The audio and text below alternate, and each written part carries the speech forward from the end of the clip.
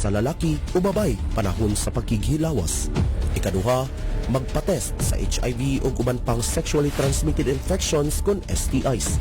Ikatulo, voluntaryo nga magpa-medical circumcision alang sa kalalakian. Ikaapat, magamit og pre-exposure prophylaxis. Ikalima, magkaon sa tinuod nga impormasyon bahin sa HIV.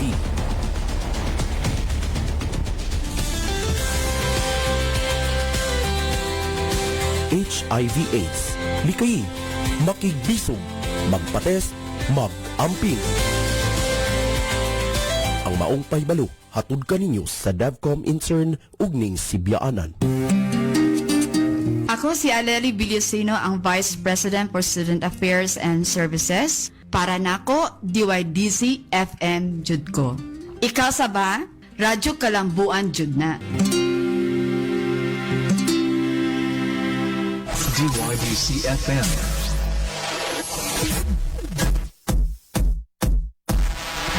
Your Development Campus Radio.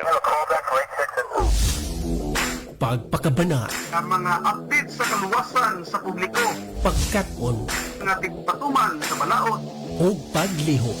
Sayri ang mga balaod nga nagmando sa atong nasod dinhi sa Police at Your Service. Police at your service. Matag Martes, alas 2 hangtod alas 3 sa hapon. Hatod kaninyo sa Philippine National Police Maritime Group ug ning Sibyaanan. Dahil sa bagong Pilipinas, ang gusto ng pulis, ligtas ka.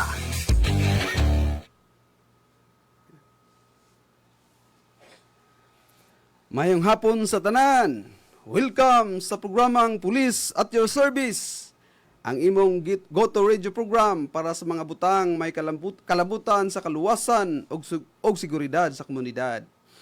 Maayong pagpaminaw sa atong mga listeners sa Dakbayan, sa Baybay ug sa tibuok probinsya sa Leyte ug ning atong rehiyon 8. Karong adlaw magbad-uban kita sa atong tulumanon sa kahanginan matag Martes sa ikaduha o ikaupat nga semana sa bulan sa alas 2 hangtod sa alas 3 sa hapon.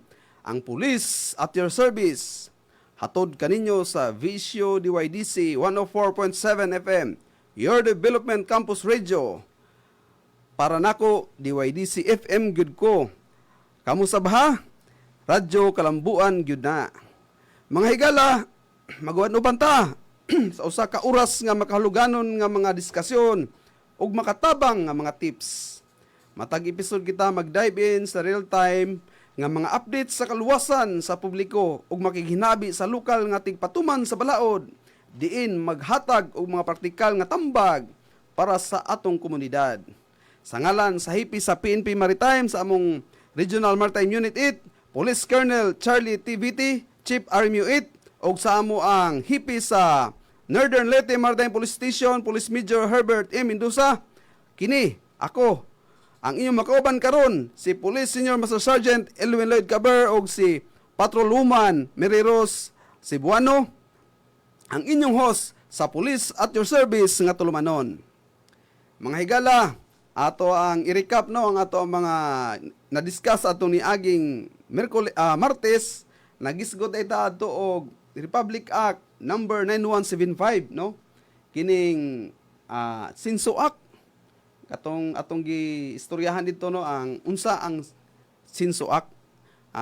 Diin atong gipasabot dito nga naa din siya ay prohibited acts no, naa siya pagkamulta o pagka-priso kung di day wala day tay permit ani no. Atong gitawag nato ni an act regulating the ownership, possession, sale, importation and use of census, penalizing violations thereof and for other purposes.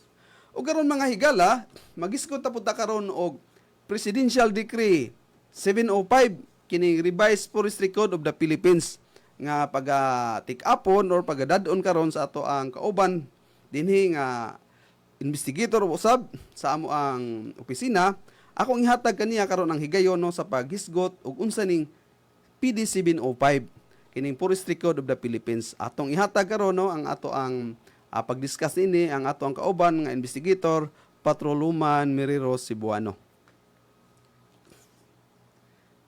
Magandang araw mga kabarangay. Narito na naman ang inyong lingkod para maghatid ng mahalagang impormasyon tungkol sa batas na nagpoprotekta sa ating mga kagubatan. Ang Presidential Decree number 705, mas kilala bilang Revised Penal Code of the Philippines. Ang batas na ito ay ipinatupad noong 1975 sa panahon ni Ferdinand Marcos. So, ano nga ba ang FED 705? At bakit kailangan nating talakayin? Anong layunin nito? Siguraduhin na paggamit na ang likas na yaman ay may disiplina at hindi abusado. Tandaan, hindi lahat ay pwedeng gawing sakahan o tirahan kung ito ay forest land. Ang FED 705 ay patungkol po sa pagprotekta ng mga kagubatan at kakahuyan sa Pilipinas. Nilalaman ng batas na ito ang epektibong pangangasiwa ng mga lupain at yamang lupa sa bansa. Kabilang na po dito ang pagtakda sa uri ng mga pampublikong lupain upang malaman kung anong uri ng pangangalaga ang dapat ilaan para dito. Ang isa sa mahalagang probisyon ng batas ay ang pangangasiwa sa dami at uri ng mga kakahuyan na maaaring putulin, pati na rin ang pamamaraan na paggamit ng lisensya ng mga kumpanya sa pagpuputol ng mga puno. Ang tinutukoy ay bilang tagapagbahala sa pangangasiwa, ito ay Bureau of Forest Development at ang batas na ito ay inaprubahan noong Mayo 1975. Ang Revised Forest Code ng Philippines nilagdaan noong 1975 at pangunahing batas na nagtatakda sa mga patakaran upang mapangalagaan ang pamamahala at pag-unlad ng mga kagubatan sa Pilipinas. Layunin nito ang tiyakin ang maayos na paggamit ng yamang gubat at pagpaparami ng puno. Yan po ay tawag na reforestation. Mga pangunahing punto ng PD 705.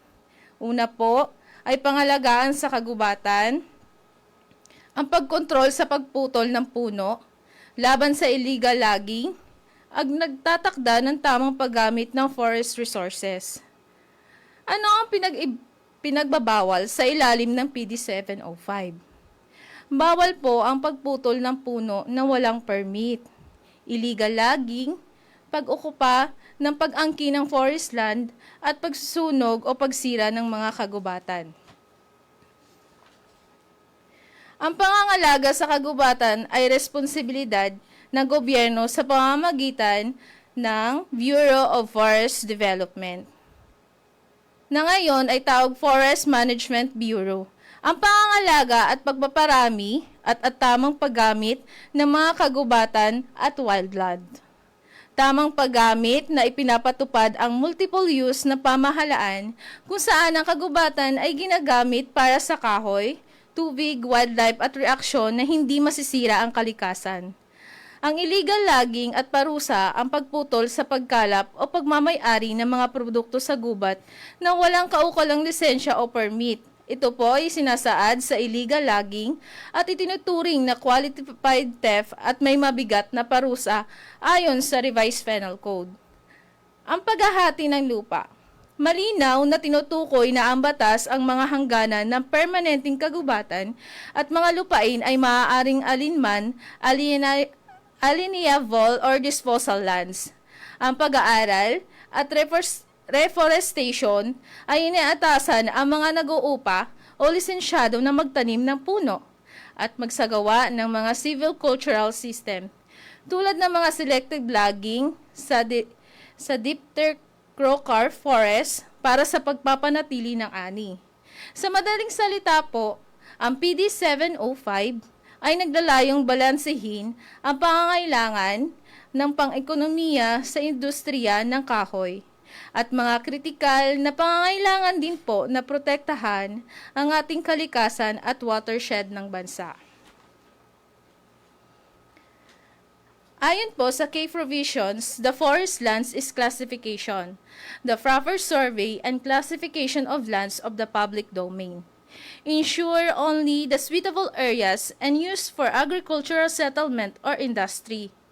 administration, the creation of Bureau of Forest Development, or merging previous forest agency. Utilization and regulation is permit required for cutting, gathering, or processing timber and forest products. Section 7 outlines penalty for unauthorized activities, fines, imprisonment, and confiscation. And the environmental protections is emphasized on rehabilitation and reforestation of degraded lands, protections of watershed and biodiversity, encourage the sustainable forests and industry while preventing overexploitation. What is the other offenses and penalty? Those illegal logging, timber smuggling, and authorized possession of forest product are punishable.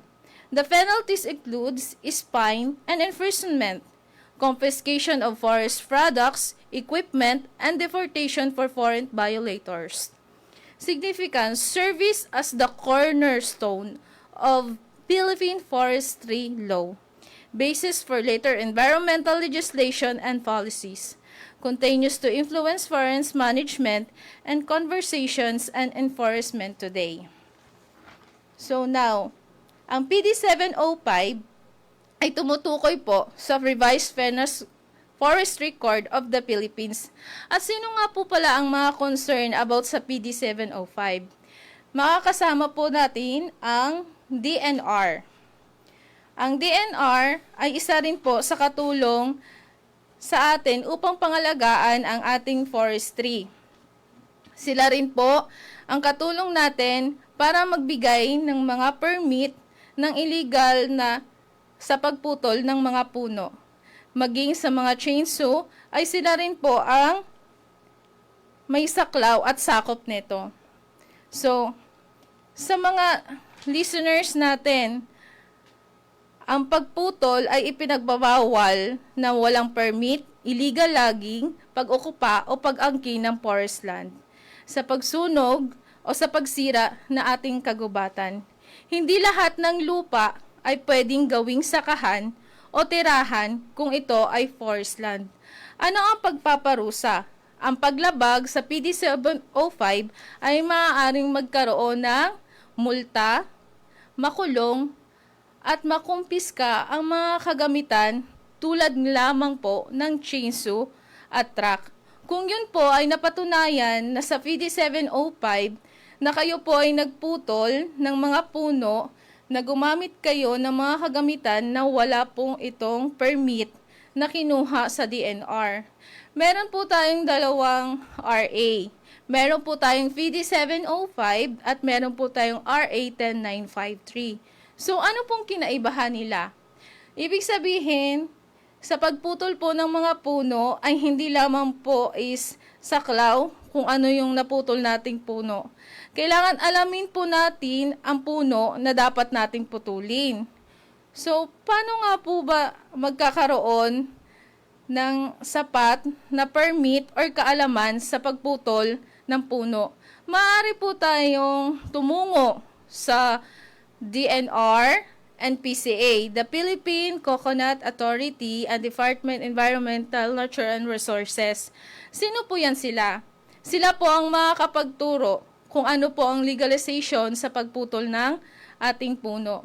Dahil, bakit mahalaga ito mga kabarangay? Bakit mahalaga ang PD 705?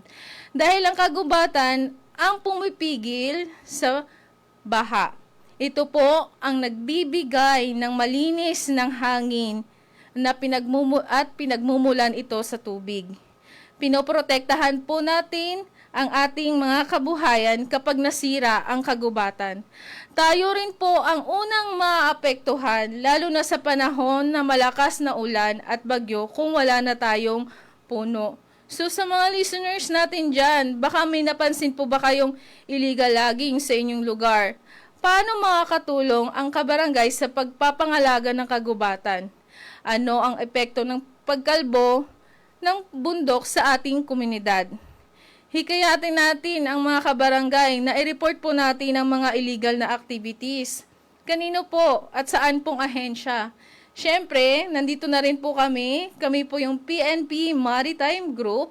Nasaklaw po namin ang environmental laws, which is kasama po namin ang DNR at saka PSA.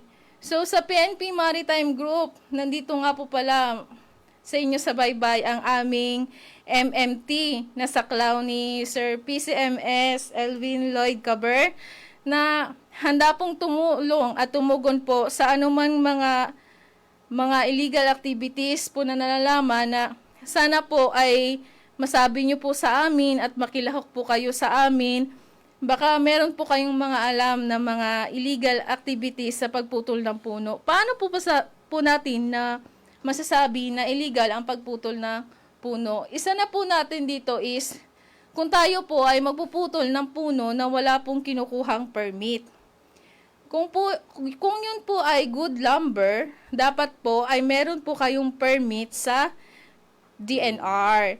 And then, ang change nyo po is meron din pong permit sa DNR. So, bakit po ma'am may mga classification? Kasi po, sila po ang may saklaw ng good lumber. And then, sila rin po ang makakapagsabi na kung kayo ba ay naglabag sa PD 705. And, separate naman po yung coconut. Yung coconut po natin is ang may hawak naman po ay si Philippine Coconut Authority, which is na kailangan pag magputol rin po tayo ng mga coconut is meron din po tayong permit kay PCA, ganun din po, separate din po ang permit sa chainsaw. So, sa amin, sa operation namin sa Oplan Kalikasan, dahil kami ay PNP Maritime Group ng Northern Leyte MARPSTA, is tinitingnan po namin kung ano po yung classification na puno na inyong pinutol. Then, titingnan po namin na kung coconut po yan, is then yung permit ninyo ay sa DNR lang ay ipinagbabawal po yan sa RA 10953. So, dapat po sa pagputol ng puno, kung good lumber, may permit din po ang chainsaw at may permit din po kayo sa permit to cut. Dahil pwede po kayong makasuhan ng Section 510953 under po ng PCA kapag nagputol po kayo ng coconut na wala pong permit ang inyong chainsaw at wala po kayong permit to cut. Another po, pag good lumber naman, dapat meron po kayong permit sa DNR. And as yung chainsaw nyo rin po, meron din pong permit sa DNR also. So, separate. So, kung kayo po ay machine operator sa chainsaw or chainsaw operator, dapat po aware po kayo sa kung ano pong classification ng puno yung puputulin. Then, meron din pong nagsasabi, what if, ma'am, na sa ano po namin yan, sa private land or ganyan, sir, ganun pa rin po, kailangan nyo pong mag-secure. Kasi, sa pagputol po ng puno, meron yung PCA na kapag nagputol ka, kailangan is palitan. Yeah, ganun po yung legality nila kasi PCA is the Philippine Coconut Authority that the primary agency under the Department of DA or Department of Agriculture, which is responsible din po sila sa pag-develop ng regulation, sustainable growth of the Philippine Coconut Authority and under po sa RA 10953. Sa DNR naman po is a forestry code under po ng PD 705, which is ito po yung dinidiscuss natin. So mga kabarangay, sana po meron po kayong nakuha sa amin. So hold tight, just a short break for the time, then we will right back after 10 minutes. No, atong i-play karon ang nami katong Salbabida project, no? Atong i-play para ato pong masabtan diri katong giingon sa atong speaker karon nga about sa mga illegal logging. So unsa ka importante ang pag-preserve sa atong mga kakahuyan, no? O balik ta humani ini nga pahinomdom.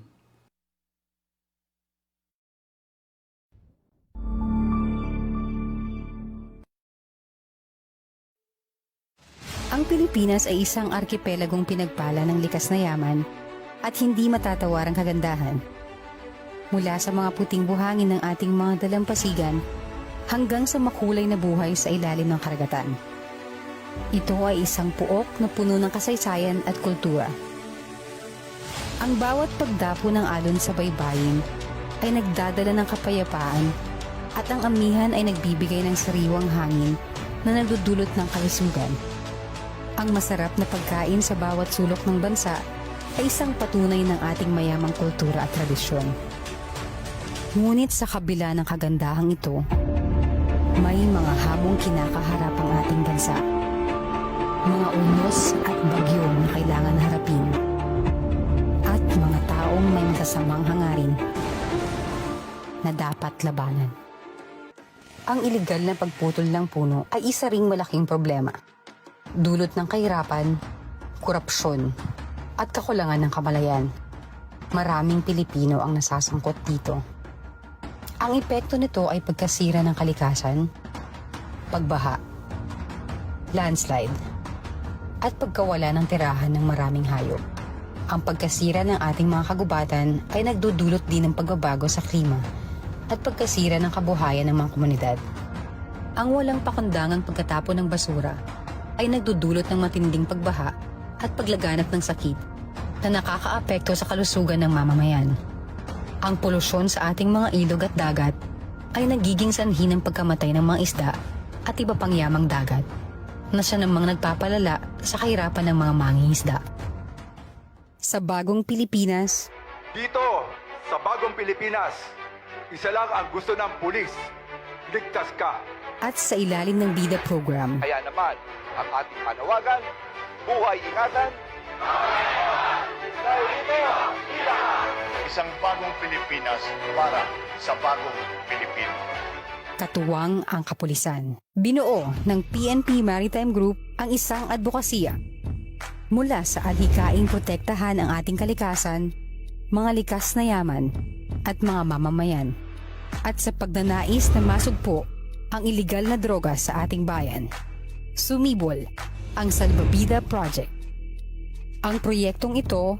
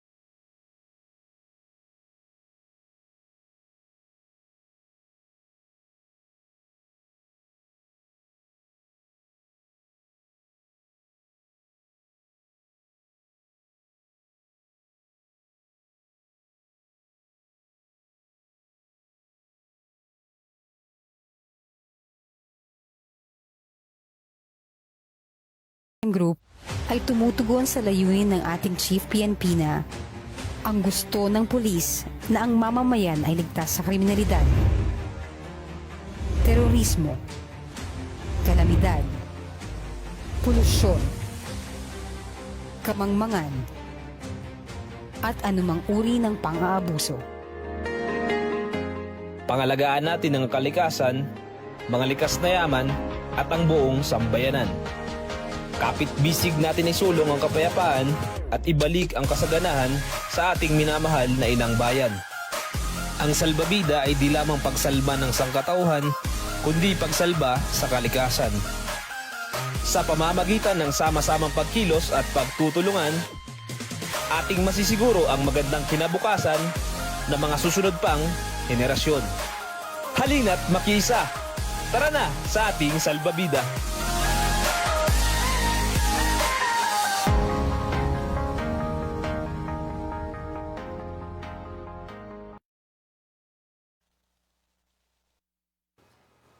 Mayong hapon, pag-usab mga higala, kinig hapon ang programang Police at Your Service.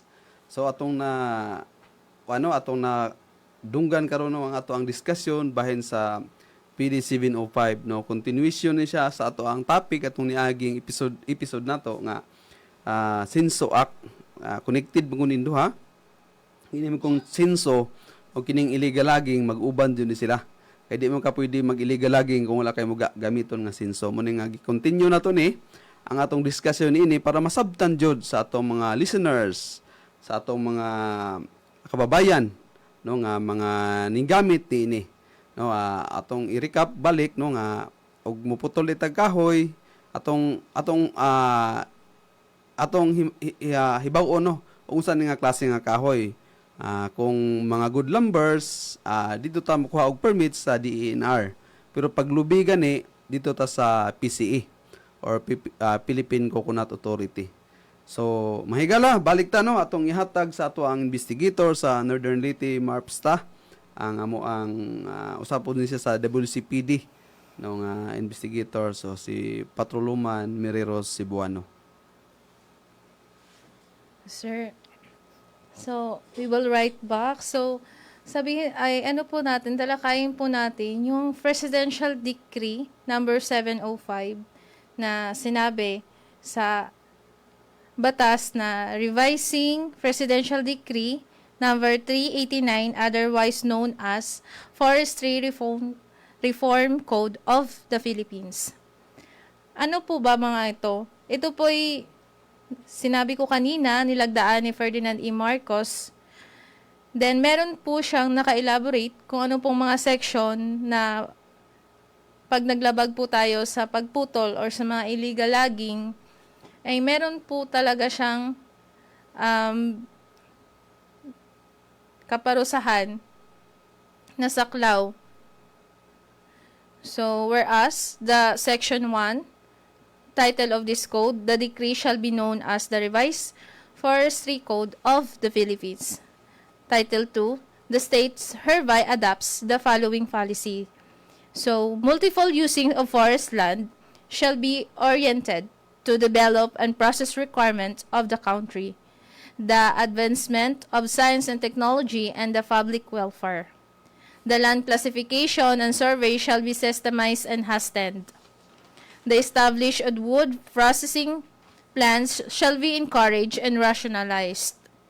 The protection and development and rehabilitations of the forest land shall be emphasized so as to ensure the continuity in productivity condition.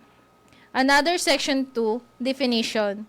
The public forest is the mass of the land of the public domain which has not been the subject of the present system of classification for determination of which lands are needed for forestry purpose and which are not. The permanent forest or forest reserve refers to those land of the public domain which have been the subject of the present system of classification and declared as not needed for the forest purposes.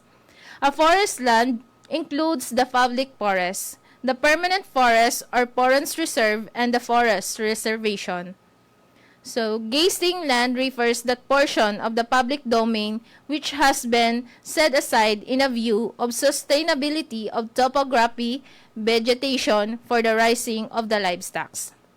Mineral lands refer for those land of the public domain which have been classified such by the Secretary of Natural Resources in the accordance with the prescribed approved criteria, guidelines, and procedure.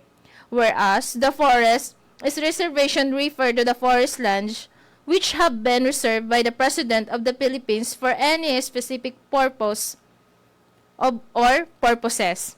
National parks refer to the forest land reservation essentially permitted all wilderness and the character which has been withdrawn from the settlement. Another, the game refuge or the bird sanctuary refers to the forest land also. The marine park refers to any public offshore and delimited habitat of rare unique species of marine flora and fauna. The seashore park refers to any public shores area. The watershed reservation. The critical watershed drainage area. The mangrove. Mangrove is a term implied to the type of the forest occurring on the tidal flat along the sea coastal extended along stream where the water is brackish. Kaingin refers to the portion of the forest land which is subjected to shifting. Forest product means that is timber, pulpwood, firewood, bark, treetop, resin, gum, wood, oil, honey, beeswax, nipa, rattan, or other forest growths such as grass, shrub, and flowering plant associated water, fish, game, scenic, historical, recreational, and geological resources in the forest land. Another, the Tiptree-Freckop forest, the fine forest, the industrial tree plantations. The agroforestry is the sustainable management for land. Another, the multiple use to harmonize utilizations. The seed tree system. The healthy residual refers to the sound or slightly injured tree of the commercial species left after logging. Sustained yield management implies continue or periodic product of the forest products in a working unit. Processing plant is any mechanical setup device, machine, or combination of machine used the conversion of logs. Lease privilege granted by the state to a person occupied purposes. License is a privilege granted by the state to a person utilize forest resources. License agreement is a privilege granted by the state to person utilize forest resources with any forest land, and with the right possession and occupation thereof, execution and other except the government, but with a corresponding obligation to development, protect and rehabilitate the same in the accordance with the term and condition and set forth in the said government. Permit is a short-term privilege. Permit is a short-term privilege or authority granted by the state to the person utilized by the limited forest resources or undertake a limited activity within any forest land without any right of occupation and possession therein. So, dito sa letter F, dito masyado na ko-confuse ang lahat, yung permit. Dahil meron pong may short-term privilege. Ibig sabihin, meron lang po siyang araw, meron lang po siyang classification, meron lang po siyang in-indicate kung ilang tree. Then, meron pong pangalan kung sino po dapat ang i-granted ng permit na yon. So, annual, allowable cut is the volume of materials, whether or wood, or the other forest product that is authorized to be cut yearly from a forest. Cutting cycle is the number of years between two major harvests in the same working and or region. So, first, ecosystem refers to the living and non-living components of the forest and their interaction. So, yun po yung mga sinasaad ng ating reform. Kinlasified po niya yung mga area ng mga forest, then kung ano po yung mga legality na pwede natin gawin para magkaroon tayo ng permit to cut, and then kung ano po yung ahensya na pupuntahan natin, it's either DNR or PCA. Depende po kung coconut or wood. So,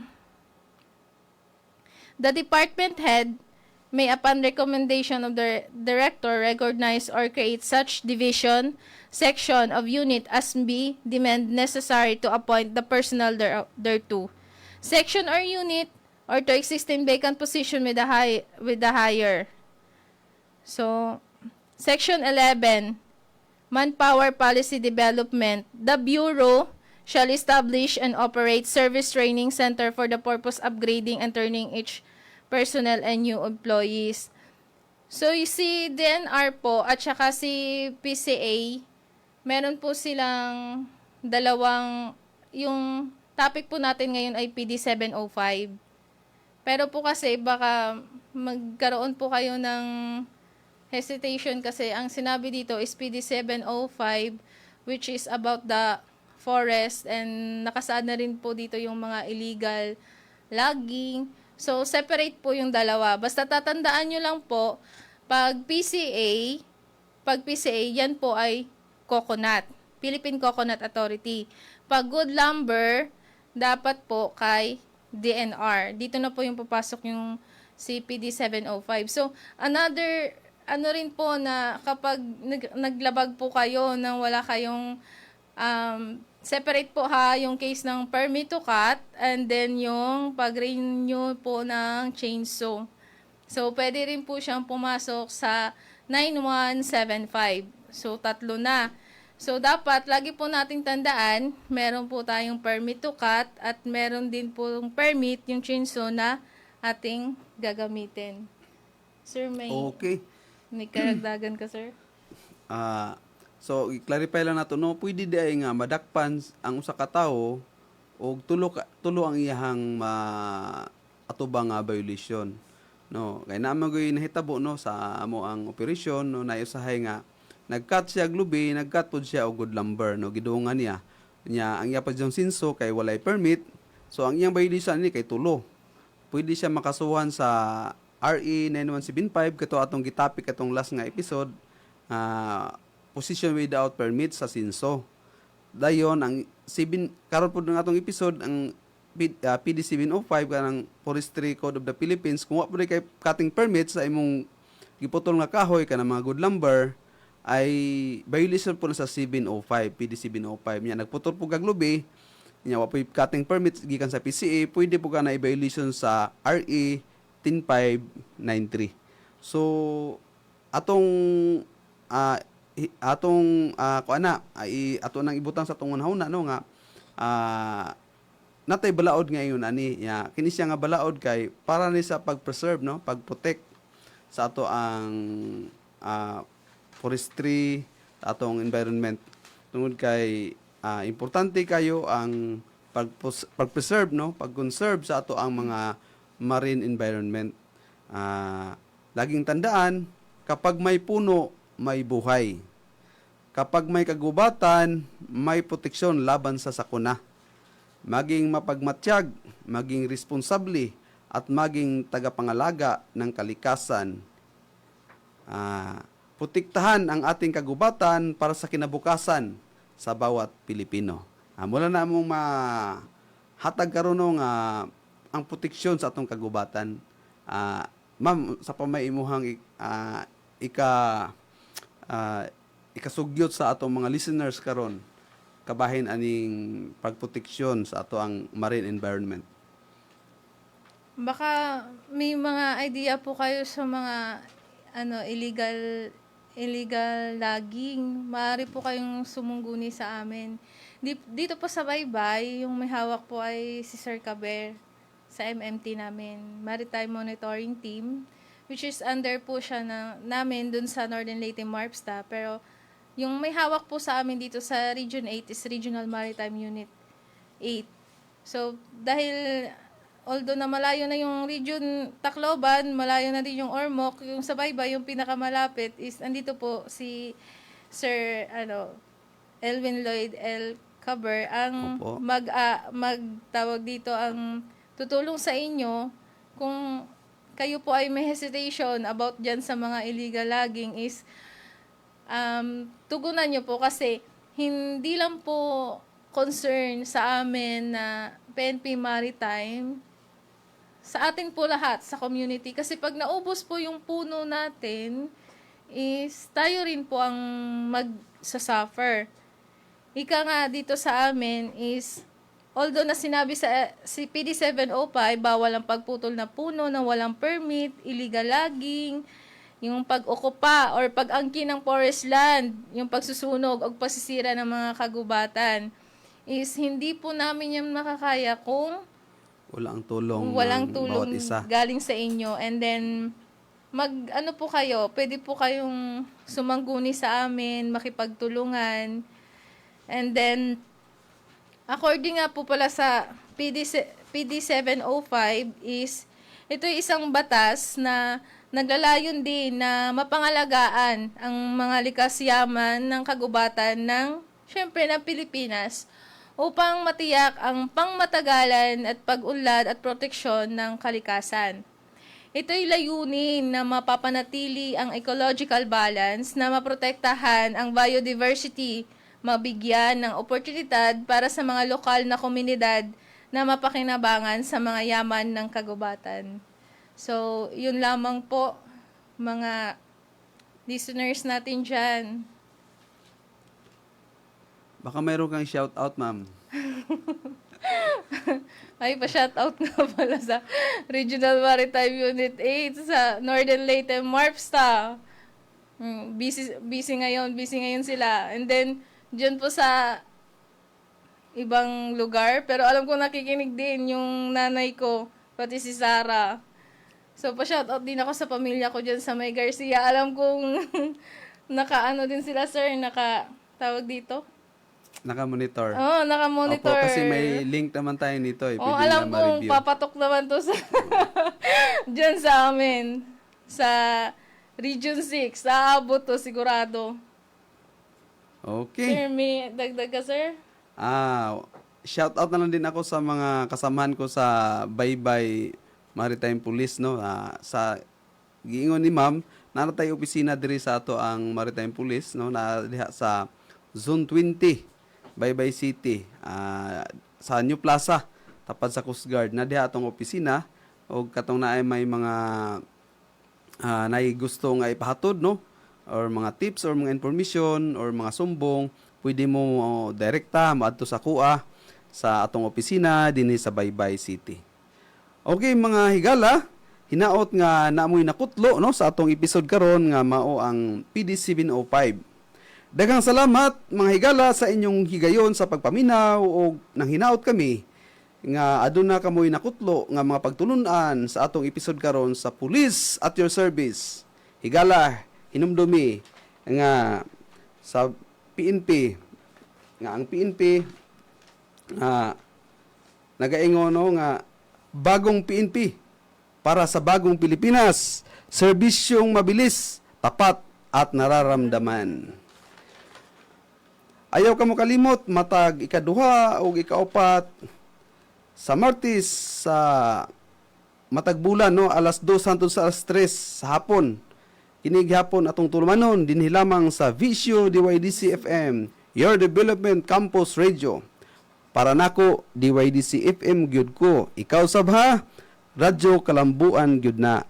Sa ngalan sa DYDC FM Station Manager Dr. Cristina E. Gabrilio, usa ka natibok ang pwersa sa PNP Maritime Group, among Chief Regional Maritime Unit 8 Police Colonel Charlie T. Viti, o sa amo ang Station Chief Northern Leyte MARPSTA Maritime Police Station Police Major Herbert M. Mendoza, kini si Police Senior Master Sergeant Elwin Lloyd Caber, o si Patroluman Mary Rose C. Zebuano, ang inyong host sa Police at Your Service. Mayong hapon o God bless kanatong tanan.